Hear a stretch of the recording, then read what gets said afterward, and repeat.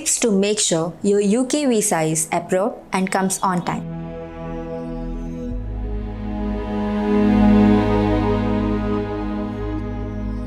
Hello everyone, welcome to Ray7 Immigration. Today we are going to discuss 6 tips to make sure that your visa application is approved and is on time. Let's get right into the video. Pre-collect all your documents. When you make your visa application, make sure that all of the documents that are required are pre-collected and they all arrive to you in the right time frame. For example, you'll need your police clearances, the certificate of sponsorship from your employer, your passport, etc.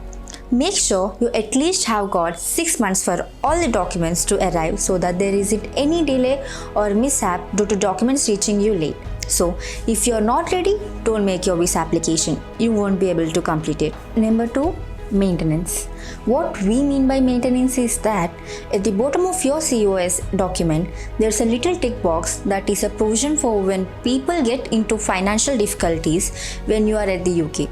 If you tick it, the trust will take care when you don't have sufficient funds to sustain yourself. If you don't tick it, you must show evidence that you get ample funds in your bank account to feed for yourself.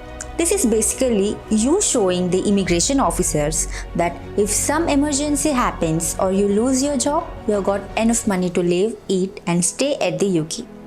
You have to make sure this one has been in your account for at least 3 months or 90 days at the very least. Bringing dependents. So, a lot of people from India who want to get work in the UK usually want to migrate with their families.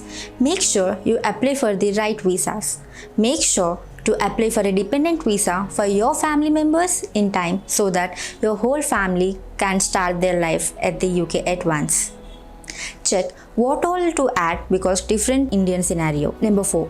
Switching visas. If you want to switch your visa type from one to the other, or if you are changing your employer, you need to apply for a visa change. And most often than not, a lot of people apply for it at the 11th hour.